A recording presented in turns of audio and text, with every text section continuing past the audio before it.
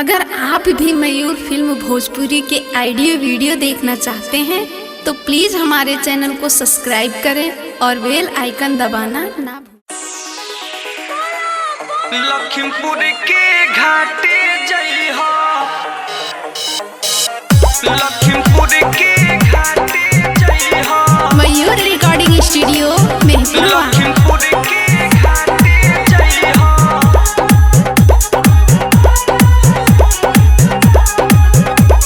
नया नोहर बनिए हो सैया, करब कैसे परब जी।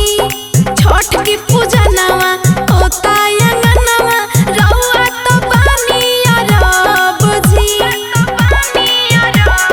नया नोहर बनिए हो सैया, करब कैसे परब जी।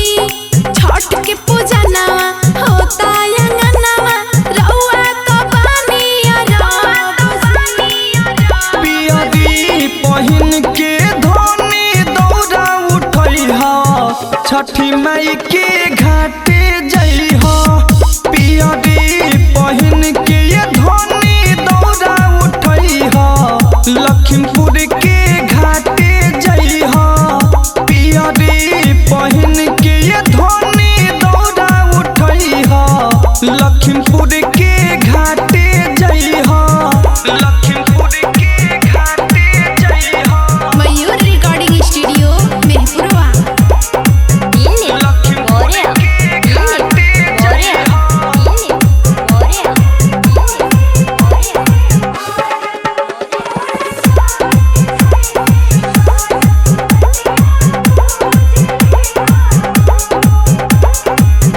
बहराइच शहर से चुनरी कलसा मंगवादी, फोन के देवर जी से विद्या बनवादी।